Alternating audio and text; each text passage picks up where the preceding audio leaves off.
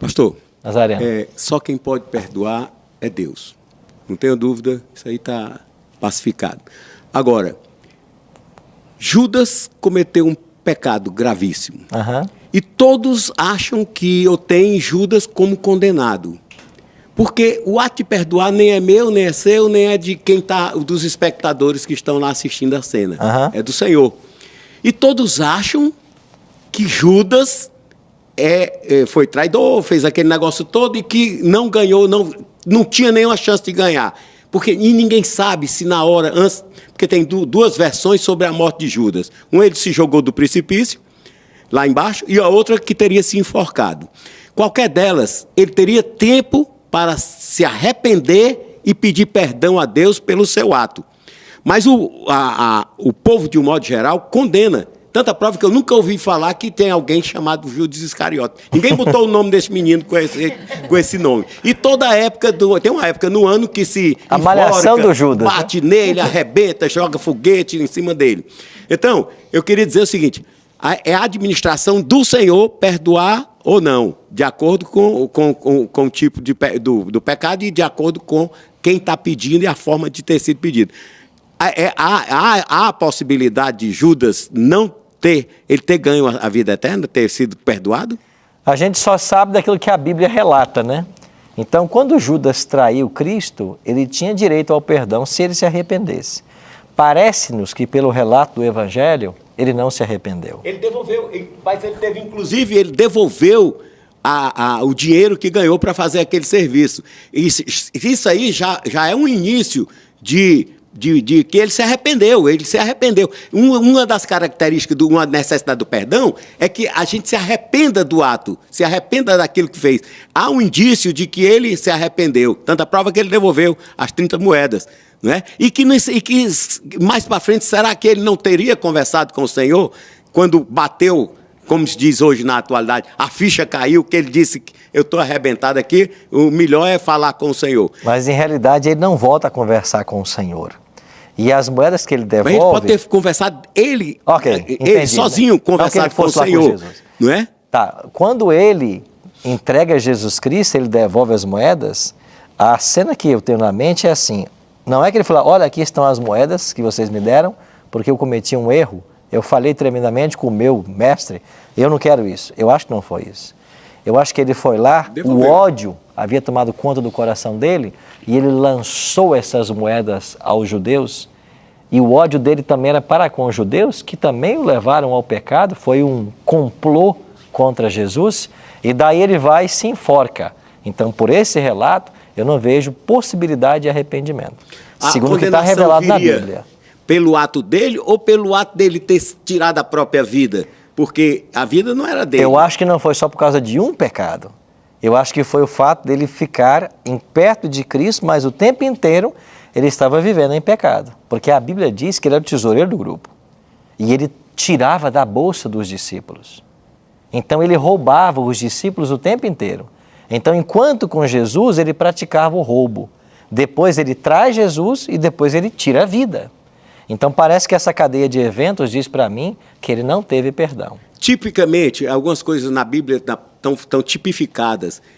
Diz que, considerando que a igreja é o corpo e Cristo é a cabeça, se ele morreu realmente por enforcamento, como tem duas possibilidades, então houve a separação entre a cabeça e o corpo. Pode ser. A Bíblia diz que a corda se arrebentou também, né? E que depois os animais de rapinas comiam ali o seu cadáver. Bom, foi um fim trágico para quem de fato andou longe de Cristo. Renato. Pastor, uma dúvida que eu tenho certeza que também o pessoal que está assistindo tenha. Eu vou dar um exemplo. Eu tenho uma vida de 50 anos. Dessa vida eu passei 49 anos dedicado ao Evangelho. Dentro da igreja fazendo tudo aquilo que tem que ser feito. E durante uns 5 meses eu me afasto da presença do Senhor. E nesse meio período eu levo um tiro, sofro um acidente e morro. Então Deus me perdoaria pelo fato de eu ter vivido uma vida plena na presença do Senhor. E aquele tempinho de 5 meses eu ter me afastado, eu conseguiria o perdão ou não teria direito ao perdão? Duas coisas. Primeiro delas, que só Deus sabe a resposta. Quem vai se salvar e quem vai se perder? Só Deus sabe a resposta. Por quê? Porque nós vemos a aparência. Deus vê o coração. Esse é o primeiro ponto. Segundo ponto, o que a Bíblia revela sobre a questão do perdão? Que eu, quando cometo pecado, tenho que buscar o perdão a Deus e Deus me perdoa, certo? O cristão sempre vai depender do perdão. Aquele que está em pecado e morre no pecado sem se arrepender, para ele não há salvação. A Bíblia ensina isso.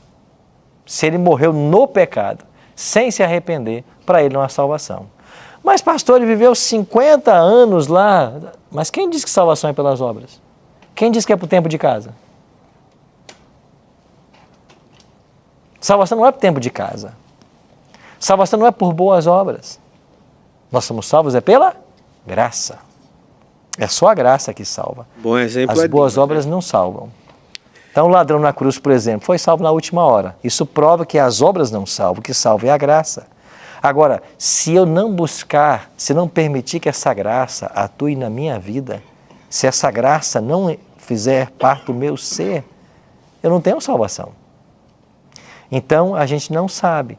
Se a pessoa não se arrependeu dos seus pecados, morreu no pecado, ele não tem salvação.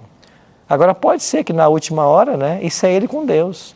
O que se passava no coração dele, se ele no último momento pediu perdão, é Deus quem vai julgar essas coisas. A gente só pode ver o que está aparente. Já tive amigos que estavam fazendo coisas erradas, infelizmente levaram um tiro e passou algum tempo ali para poder morrer definitivamente. Esse pouco tempo que ele passou, ele pode ter tido uma conversa sincera com Deus, se arrependido de coração, mesmo não tendo uma vida no Evangelho. Pode. E em breve reencontrar eles, não pode? Pode, claro. O ladrão na cruz é um exemplo, né? Perfeito para isso. Vamos avançar então com o tema do perdão. Arrependei-vos, pois, e convertei-vos, disse Paulo. Agora vem João e diz assim: se confessarmos os nossos pecados, ele é fiel e justo para nos perdoar os pecados e nos purificar de toda injustiça. Se confessarmos, ou a partícula condicional. Então, primeiro, o Espírito Santo produz em mim o arrependimento, eu me converto, eu mudo de direção e agora eu procuro a quem eu ofendi para confessar, que pode ser ao próximo e pode ser ao próximo e a Deus, dependendo de quem eu ofendi com o meu pecado. Então a terceira condição é, eu tenho que confessar o meu pecado. Milka. Pastor, agora o senhor apresentou uma terceira condição, né? Mas antes o senhor apresentou uma condição que o meu perdão perante Deus está condicionado ao meu perdão perante os meus irmãos. Eu acho que essa aqui é a próxima condição, é a quarta.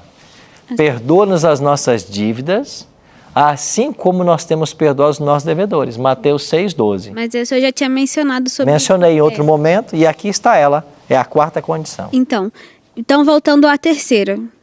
Se eu preciso confessar o meu pecado para que Deus me perdoe, eu que sou humana, tenho que perdoar alguém sem ela ter me pedido perdão? Isso não é possível. Você pode não nutrir nada contra ela, certo? Alguém te ofendeu, você não nutre nada contra ela. Agora, essa pessoa, para ser perdoada, tem que buscar você e pedir o perdão para você. Eu não fico presa à condição de ter Você não fica presa a isso, certo? Agora, há situações em que isso não será possível. E eu não vejo problema nisso. Por exemplo, pode ser que você um dia tenha ofendido alguém e esse alguém mudou-se para um local desconhecido. E você nunca mais tem a chance de ver essa pessoa. Talvez você nunca mais tenha a chance de pedir perdão a ela por algo que você fez que ofendeu a ela. Mas eu acredito que Deus pode perdoar você mesmo sem ter confessado para ela. Porque você só não confessou o seu pecado porque você não tinha condições de fazê-lo. É bem diferente de você ter alguém que mora no seu bairro, a quem você ofendeu, e você não busca para confessar o seu pecado. Isso é diferente. Então nós estamos limitados por certas condições. E eu acredito que se você ofendeu alguém em algum momento da sua vida e você não tem mais condições de falar com ela, se você de sincero coração pedir perdão a Deus, Deus vai perdoar você. e vai entender que você não tem essa condição, não é humanamente possível você se comunicar com ela para pedir perdão. O perdão é um assunto maravilhoso, né? E cada vez a gente vai entendendo mais. Então, nós todos precisamos de perdão. Em algum momento da vida temos que pedir e temos que oferecer. Mas quantas vezes eu tenho que perdoar aqueles que me ofendem?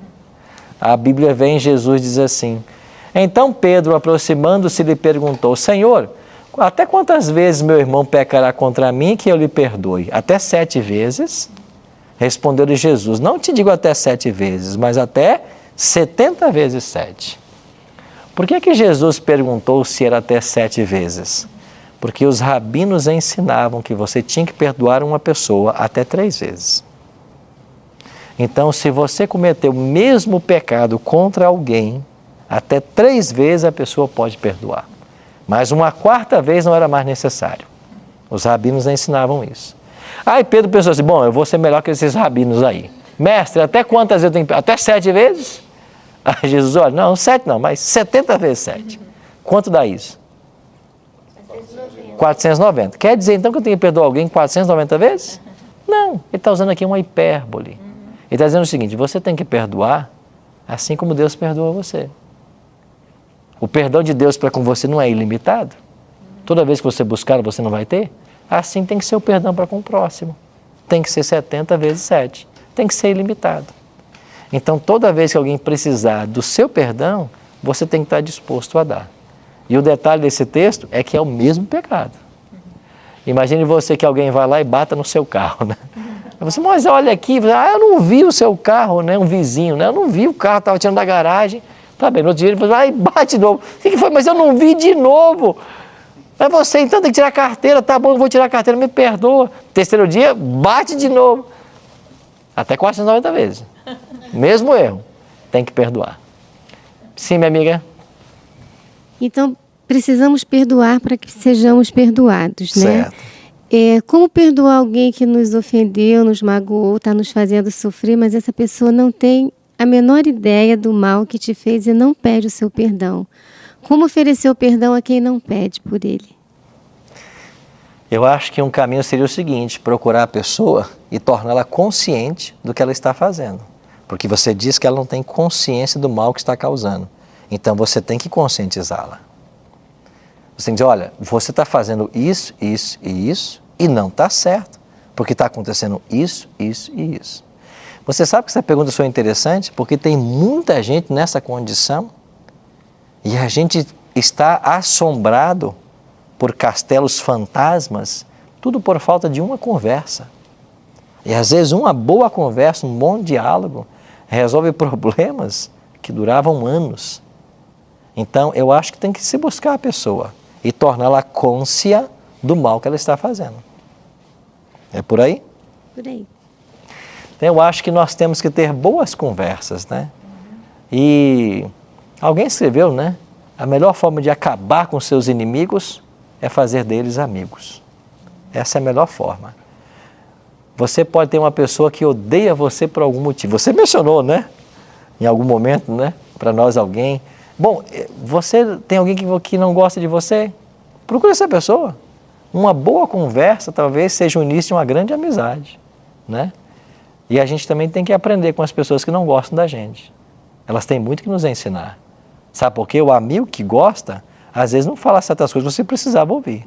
Mas a pessoa que não gosta te diz coisas que você tinha que ouvir. E fala verdades que são, às vezes, são reais. Então a gente tem que aprender a ouvir todo mundo, né?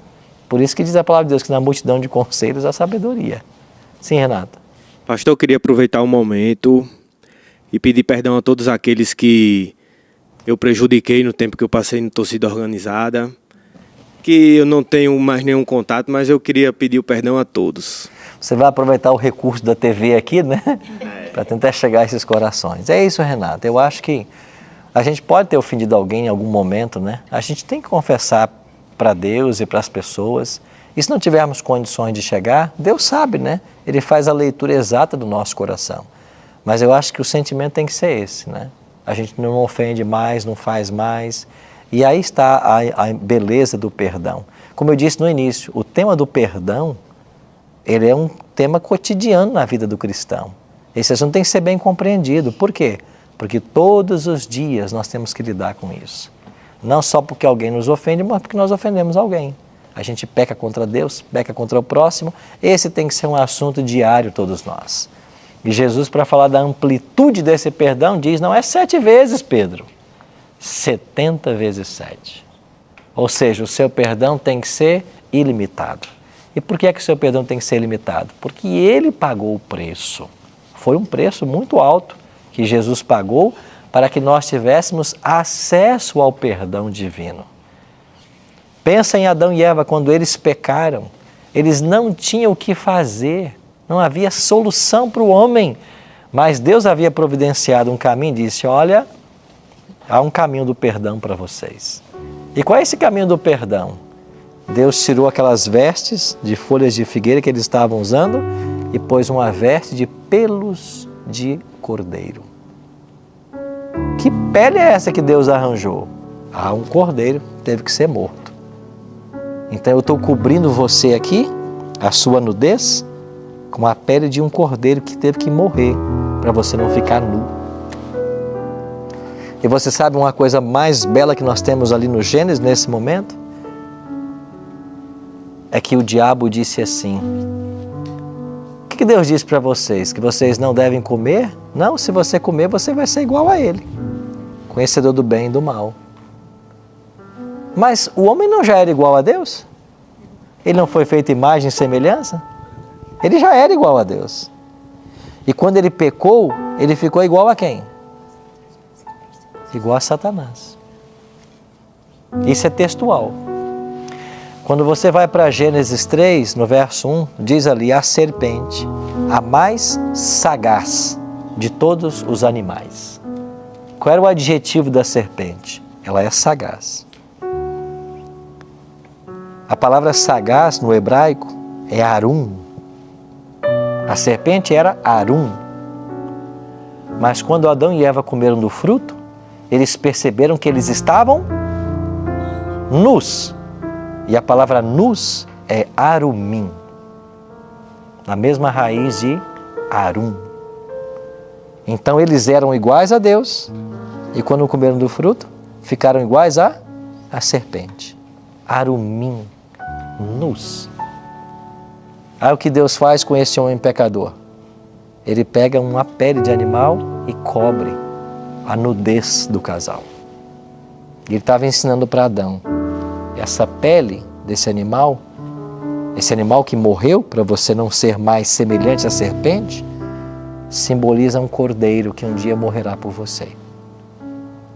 Aí um dia veio Cristo e João apontou para ele e disse assim, olha aí, eis o Cordeiro de Deus que tira o pecado do mundo. Então a especialidade de Cristo é tirar pecados. É a especialidade. Então pode ser que você esteja na sua vida passando por um momento muito difícil. E você sabe que o mal que assola a humanidade hoje é a depressão. E muitas vezes a depressão é causada pelo desapontamento, pela tristeza que você sente por algo que aconteceu na sua vida. Porque talvez você magoou alguém ou talvez alguém magoou você. Mas hoje não é dia de perdão. Hoje não é o dia de você pedir que Deus perdoe você por aquilo que você fez. Ou não é dia de dar perdão para alguém que ofendeu você. O perdão é terapêutico, ele é divino. E quando a gente pratica o perdão, tanto oferecendo quanto recebendo, nós somos curados. Porque essa justiça de Cristo que nos cobre, essa pele de animal que cobriu Adão e Eva, é o manto protetor da justiça de Cristo que Ele quer estender sobre você e perdoar você inteiramente. Talvez você esteja pensando, pastor, você não me conhece. Você não sabe do mal que eu fiz. Eu não te conheço. E nem sei o mal que você fez. Mas eu sei de uma coisa. Não importa o mal que você tenha feito, Deus pode perdoar você. Porque não existe pecado tão grande que Deus não perdoe.